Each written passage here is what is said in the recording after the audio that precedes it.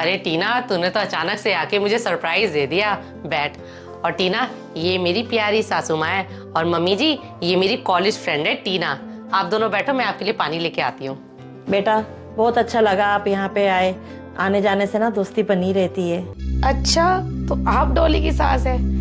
वैसे मेरा अंदाजा सही था कि डॉली की सास ना कोई गांव वाली होगी। आंटी आप बुरा मत मानना, गांव वाले लोग ना अलग ही नजर आ जाते हैं। ले टीना पानी। मम्मी जी आपको पता है, टीना और मैं कई सालों के बाद मिल रहे हैं। हाँ, वैसे कई सालों बाद मिल रहे हैं। और ये क्या, स्टील के ग्लास में पानी? तुम्हारे यहाँ क्या कांच के ग्लास यूज नहीं होते? नहीं टीना, हम ना सारे स्टील के बर्तन ही यूज करते हैं। हाँ वो तो ठीक है। अब तुम अपने घर में जैसे मर्जी बर्तन यूज करो, कम से कम मेहमानों को तो कांच के गिलास में पानी दिया करो। हाँ बहू, ये बिल्कुल सही कह रही हैं। इस बार मंगल बाजार लगेगा ना बेटा, कांच के गिलास ले आना। क्या डॉली, तू मंगल बाजार से जाके कांच के बर्तन लेके आने वाली है? हमारे यहाँ तो सारे बर्तन ही कांच के यूज होते हैं, और वो भी ब्रांडेड और महंगे। और ये स्टील के बर्तन वो तो हमारी मेड ही यूज करती है। चल छोड़ टीना सारी बातों को, ये बता तेरा कैसे आना हुआ अचानक से? अरे डॉली, मैंने ना नया घर खरीदा है। इसी 15 तारीख को उस घर का गृह प्रवेश है। मैंने अपनी सारी फ्रेंड्स को बुलाया है। मैंने सोचा तुझे भी बुला लेती हूँ। मेरे पास तो तेरा एड्रेस भी नहीं था, प्रीति से लिया है तेरा एड्रेस। और हाँ, आ जाइयो, भूलना नहीं है। अरे टीना, भूलूंगी क्यों?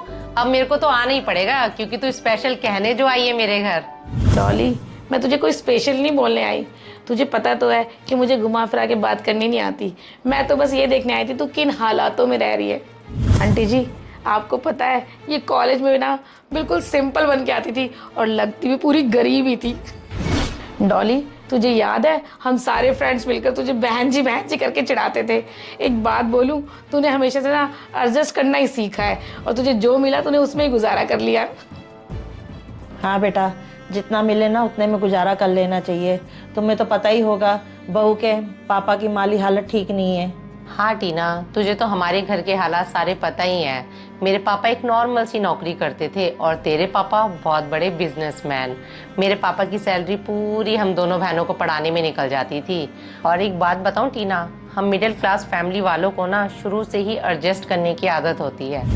वैसे डॉली, जिंदगी में ना ज़्यादा एडजस्ट नहीं करना चाहिए। और तुझे तो पता है कि मैं शुरू से कितनी ज़िद्दी स्वभाव की रही हूँ। मैंने तो यहाँ तक कि अपनी मैरिड लाइफ में भी एडजस्टमेंट नहीं की। मेरे हस्बैंड से ना मेरी कुछ खास बनती नहीं थी। हम दोनों अलग अलग रहने लग गए हैं। क्यों एडजस्ट करूँ मैं? मैंने तो अपने हस्बैंड को साफ साफ बोल दिया, बेटी तुम रखो, बेटा मैं रखूँगी, और एक घर लेके दे दो।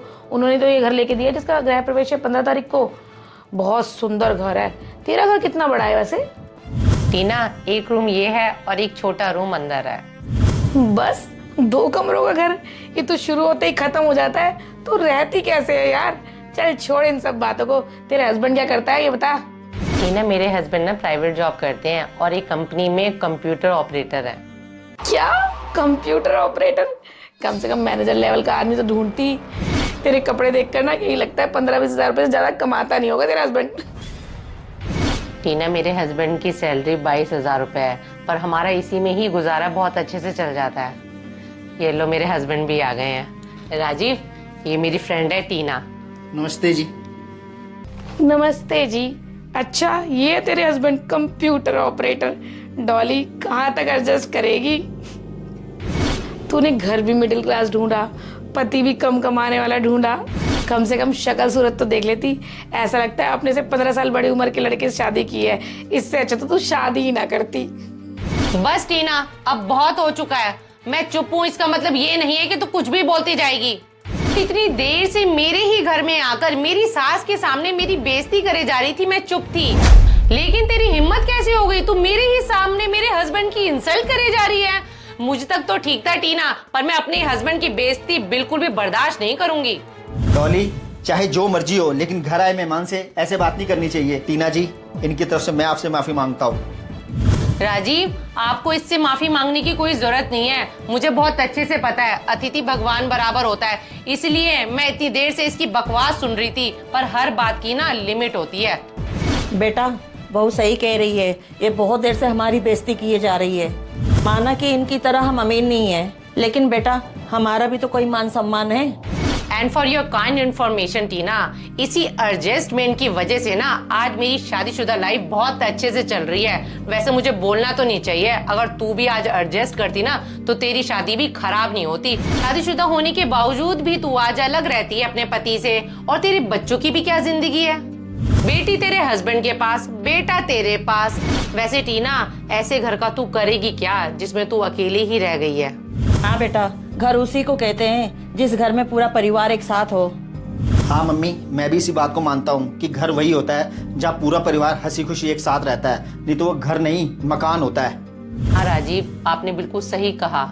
और टीना, तू क्या कह रही थी कि मेरे हस्बैंड कम कमाते हैं? हाँ, मेरे हस्बैंड कम जरूर कमाते हैं, पर हमारा पूरे परिवार का ध्यान बहुत अच्छे से रखते हैं। हमारे लिए इतना ही काफी है।